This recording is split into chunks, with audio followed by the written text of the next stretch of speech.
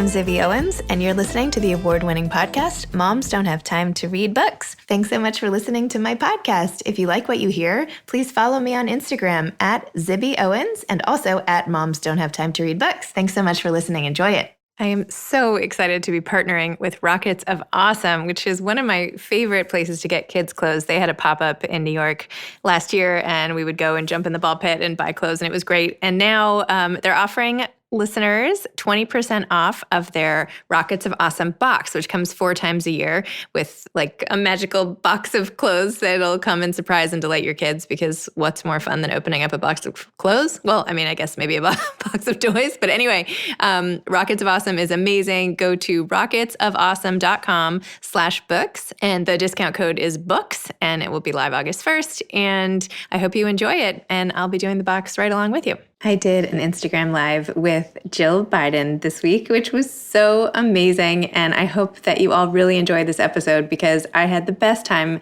getting to know her. Jill Biden is a community college professor and served as Second Lady of the United States from 2009 to 2017. And for those of you who have picked up on who she is, she's Joe Biden's wife and perhaps will be the next First Lady. We'll see what happens.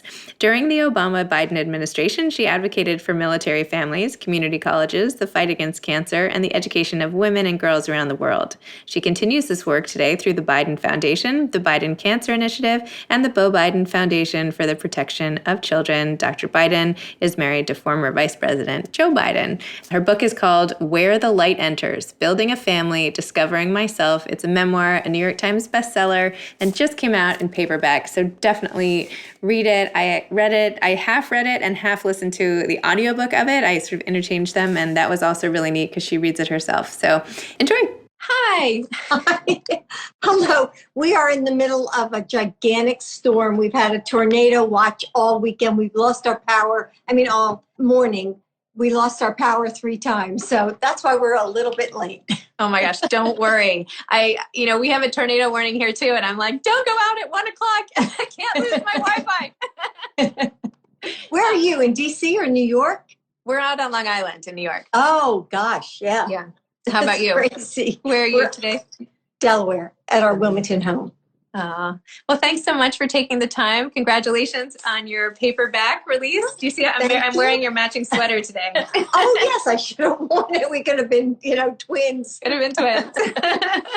This is such an amazing book. I mean, what a story. What a life you have led. It's truly remarkable. And you can just tell how, this sounds so trite, but like you're such a good person. And it comes through in like every story that you tell. It's just so nice to get to know you now in person as well, or, this way. Yeah.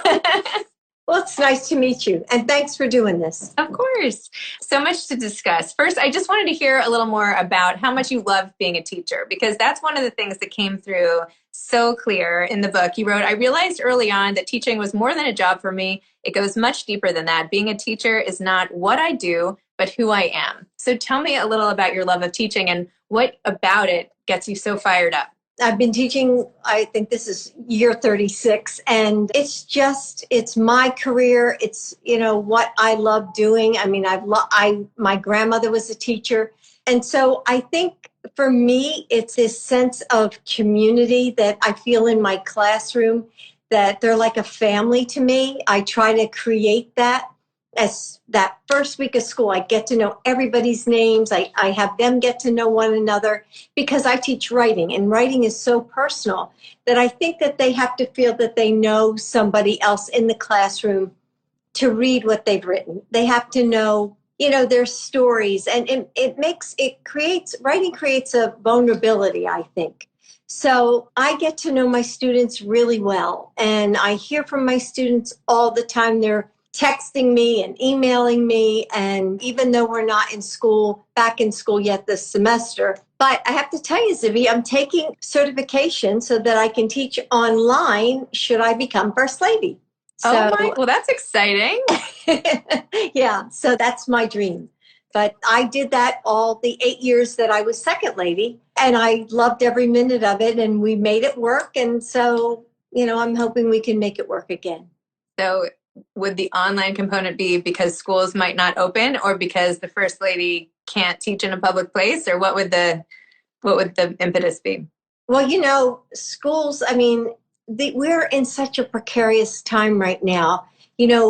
Every day my phone is going crazy with my friends and my friends who are teachers and saying, what should we do? What should we do? And we have to listen to the scientists and the doctors. And when they tell us it's safe to go back, then I think that's okay to go back. But right now, we just don't, I mean, the public schools don't have, a lot of them don't have the funding. And so they don't have, maybe they don't have the masks to extra masks. I mean, how many, yourself, I mean, kids forget everything. You know that they're going to forget their masks.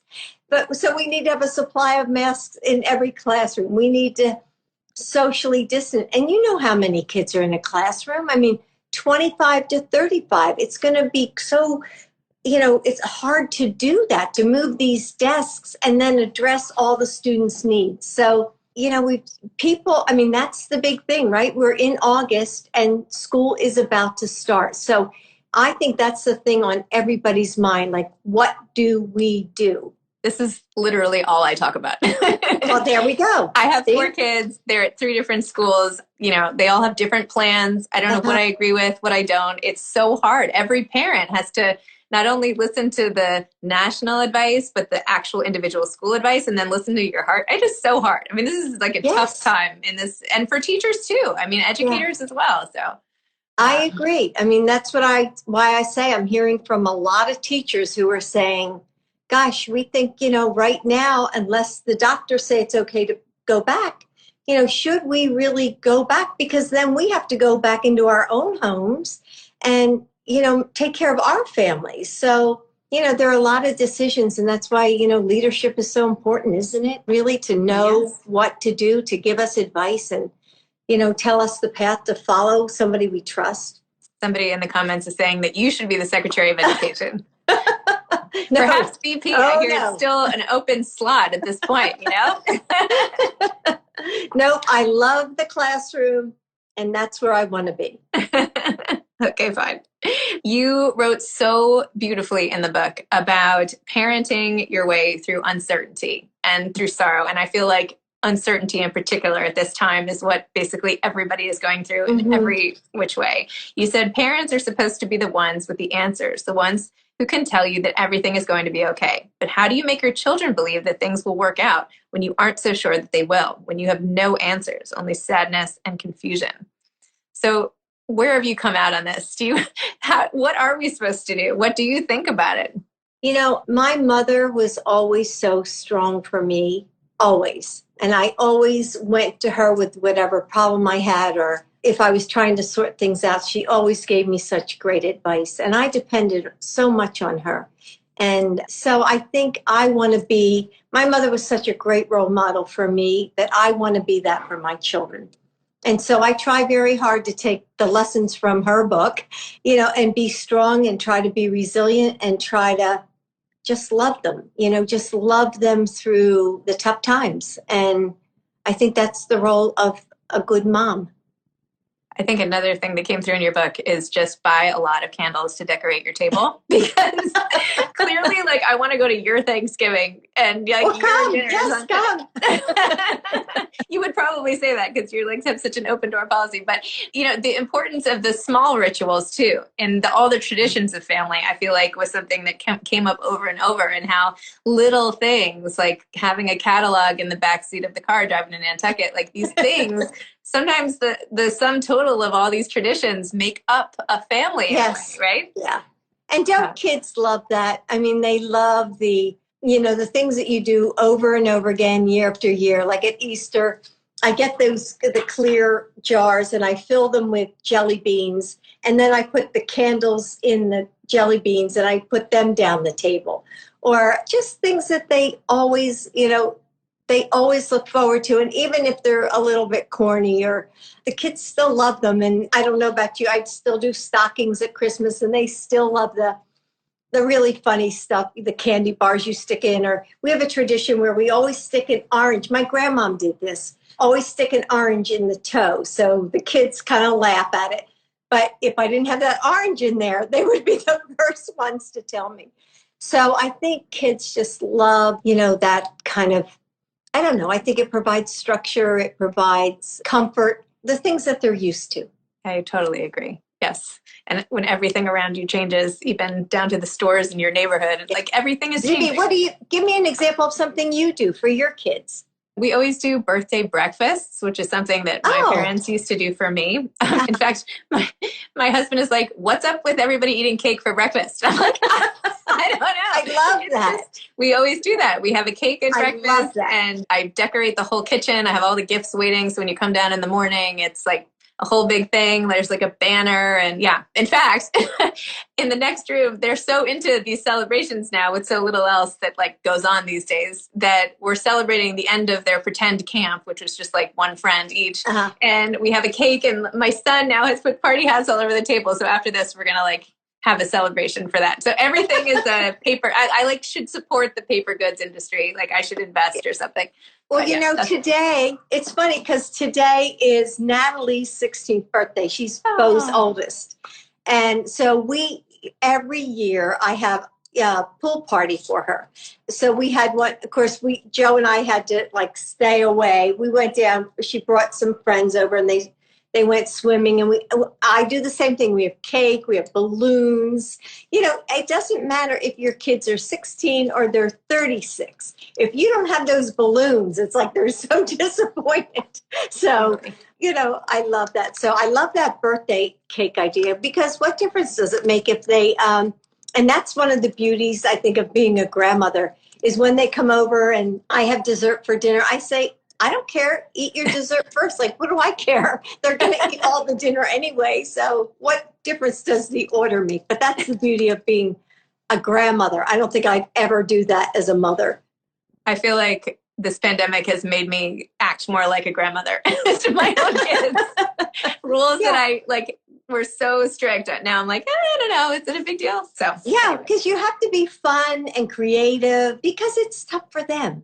This pandemic is really tough for our kids, and they don't really understand a lot about it, and everything is upside down, and it's really tough on them. Yeah, absolutely. How do you maintain this sense of closeness and family and tradition while your life is also on such a public stage? It's like you're intimate, and then you're like out there everywhere, and your husband is out there everywhere. How do you like come back? What do you like do at night to stay normal? Do you sit around and watch TV? Like how do you go back and forth, I guess, from such a public to the private? You have to make your family and your private life. I mean, you have to maintain that. You have to make it a priority. And so I think when I'm at school, just my head's at school, or when I'm doing something as second lady, I was, my head was totally there. But then you have to be very conscious as a mom, to make sure that you do all the things that your kids expect, calling them or sending a card or sending a quote. Like I sent a quote to Natalie this morning, and it said, Walt Whitman said that some people are full of sunshine to the very last inch. And I said, Natalie, that's you. Aww. That's who you are. And it is who she is. And that's who her dad was. That's who my son Bo was. And so I wanted to send that to her. And, she sent me back a very sweet email. And so anyway, you have to make time. You have to really think about it. You can't just let time go by or a day go by, or, you have to be vigilant at being a good mom and a grandmom, right? I mean, not that you're a grandmom, but, being a good mom, you have to be conscious about it. It's true. And oh my gosh, honestly, my heart broke when you wrote about losing Bo, and just how open, authentic, honest. I'm so sorry that you've gone through this and your whole family's lost. My heart just breaks for you. And the way you wrote about it in the book, and how that there is nothing you can say. You're like, I don't have the words for this. All I can say is to other people that have been through it that you're not alone. And sometimes that is all you can say. Anyway, it was just absolutely beautiful and just so heartbreaking. And anyway, I just wanted to extend my... You know what, Zibby, I really feel that because you love your children so much, I think or you can imagine how painful it is to lose a child. And I mean, you can't even let your mind go there. You can't even let your head go there. So the thing that I found that Joe and I did was we tried to find purpose. And so after we were in the administration, we started the Biden Cancer Initiative, because every American family is going through, many American families, most have someone who is experiencing cancer. And it's so tough to go through it. And I went through it with my mother. My sister had a stem cell transplant, and then Bo. But I can't even tell you how many people that I connect with, weekly. I mean, a lot of people who have gone through the same thing. And I have to tell them, you just have to find purpose to be able to go on, because you have to make something of the life, that you've lost. And in Bo's case, brain cancer. So I'll keep going. I'll keep going with this, no matter what happens in our future. I will still be in the fight against cancer. Oh, it's just so awful. I'm so sorry. In fact, one of the things that really struck me in your book too was how you talked about your requirement essentially to compartmentalize, and how you had to just put it aside. And I felt like that resonated so much because everybody has to do that to some degree or another, not necessarily through the awful things that you've been through, but even something smaller that's really on their minds. And yet you have to do it. You said, and your point in particular was, I wasn't disingenuous when I smiled at rallies or campaign stops. I just had to teach myself to forget for a little while the parts of me that were hurting. So many of us, public figures or not, have to learn how to lead these double lives. Work doesn't stop because your father is sick. Deadlines don't go away because your friend is dying. We never know what's behind someone's smile, what hardships they are balancing with their day-to-day responsibilities. So just tell me about your ability to compartmentalize, and like how we all do this, how we all can just step it up when we have to, and how can people do it when they're feeling so lousy? Well, I think as moms, I mean, you have to do that. You can't let and in my professional life, I had to walk into that classroom every single day, a smile on my face, because as you walk into the classroom, that instant that I walk in there, that's so important. It sets the tone for the class. And if I walked in and I was upset or grouchy, that would permeate. So every day I would walk in positive and with a smile on my face, knowing that my students were going through some pretty tough times. And I teach a lot of refugees. I teach a lot of immigrants. A lot of my students are in the United States by themselves because they've lost their entire families due to wars or circumstances in other countries. And so I had to be there for them. And like I said, my classroom is my sense of community. And I owe them that as a professional, as a friend, as their teacher, as a professional. I think I owe them that. It goes back to your saying you have to have a purpose, like this whole sense of purpose and doing things for others and just making it all matter requires that level of stepping it up to such a degree. Oh my gosh. Writing a book. Is this something that, I know you've written children's books as well. Is a memoir something that you always thought you would do, or has it been in the back of your mind, or did you ever want to write a novel? Or tell me about writing. After we were in the administration, I met so many amazing people and did so many amazing things that I thought, I have to write about that because I have to tell these stories. But when I talked to the publisher and presented the book, they said, no, we don't want that. We want a book that only you can write. And so they said, tell us about your family. And there's so many blended families now. And so that's what I decided, that only I could write about, how I married Joe and he had 2 children, and how I became a mother to Bo and Hunter.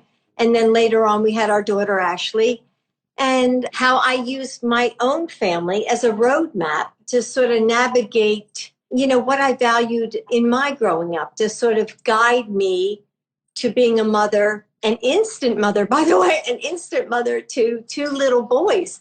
And I grew up with 4 sisters. So I was so used to girls and fighting over makeup and who has the comb and the hairbrush and, all the things girls do. And boys were like totally different for me. And, I write in the book about the snake story where the kids came in, and I'll never forget it. Mom, come here. And so I go running down the steps, and they're holding this net. And I look in the net, and it's a snake. And I screamed and I ran back upstairs. But like, they were so proud of the snake, that they had caught this snake, and they wanted to show it to me. Those sorts of things that I really had to get used to as a new mother. So there were a lot of fun stories. And boys, I don't know how, if you have boys or girls, or if I have two of each. Okay, then do you think boys and girls, raising them is a lot different? I mean, it depends. I feel like just all my kids are so different. I feel like they all, even within the genders. But yes, there are some things that are just so. So it's just funny and different. So they were a lot of fun. I mean, raising them, I went through some really interesting times. I'm sure you could have written many more books just about that. Yeah. Is it something that you would want to do again? Like, would you want to write about what it's like to be on the campaign trail? Like, would you want to write more about being a grandmother? Like, I could just see you doing so many books because your voice is so, amazing. I love writing, and I journal every day. I mean, most days. And that's what I suggest to a lot, people that I meet, to my students, to other friends, because we are in such a different time. I mean, this pandemic. And I try to tell my grandchildren, I want them to journal, because I never want them to forget what they went through during this time, in good ways and in bad times. Like, write reflections of, how did you feel? How did this pandemic change you? How did it change your view of the world? What do you want to see in the future because of having been through this pandemic? So I hope your kids they don't even have to write it. If they want to do it through art, some of my grandchildren are very artistic, or they want to do a video and record it. But I don't think we should lose really the essence of this experience, even though it's a horrible, this illness is so horrible. I think we have to think of ourselves and what we went through and how it changed us as who we are, or as who we were. I think my daughter is chronicling this through TikTok, which might now go away. So I think we need some different outlets. Yes, yeah. Do you have any advice to aspiring authors? Aside from journaling, of course. Well, I say write from your heart. I mean, I tried to write. I read so many memoirs. And when I finished a lot of them, I thought, I don't really know that person. Mm. And I thought, when I thought about writing my own memoir, I thought, my readers are going to expect me to sort of expose my heart and get to know me for the woman I am. So I hope that came through in the book, because I didn't want it to be superficial. I wanted people to get to know me. And, I still, like, I just wrote my children's book, Joey, about my husband. And I'd love to write another book. Because look what we're going through. I mean, there's so many things happening in the world right now, that just so many things that are challenging, yet interesting, sad, yet you find joy. You feel joy, like so much more than you ever allowed yourself to feel it before, because we've seen such loss. So I would, I'm writing every day. So who knows? Who knows? Who knows? I mean, you might have a much bigger thing on your plate, Maybe. Hopefully. Hopefully. So thank you so much. Thank you for coming on my show. Thank you for giving me an opportunity to wear this sweater again. No, I'm kidding. But seriously, I read a lot of memoirs too. And this is really one of my favorites because of just what you're saying, because it was so open. And I could tell, like, you're just the way that you seem from the book, talking to you one-on-one. And that's just amazing. That's all we have, is being who we are. It sounds so stupid, but anyway. Well, I've loved getting to know you. Thanks for doing this. Oh, you too. Thank you so much. Thanks. Okay. Take care. Bye-bye. Okay. Bye-bye. Thanks again for listening to my podcast, Moms Don't Have Time to Read Books. If you liked this episode, please follow me on Instagram at Zibby Owens and at Moms Don't Have Time to Read Books, and sign up for my mailing list at zibbyowens.com so you can always hear about the latest things I'm up to. Thanks a lot. Thanks so much to Rockets of Awesome for giving us a discount of 20% off your 4 times a year boxes. rocketsofawesome.com/books and discount code BOOKS. Thanks so much to Steve and Ryan at Texture Sound for the sound editing. And thank you to Morning Moon Productions for providing this fantastic intro and outro music. Thanks for listening. You could always email me at zibby@zibbyowens.com.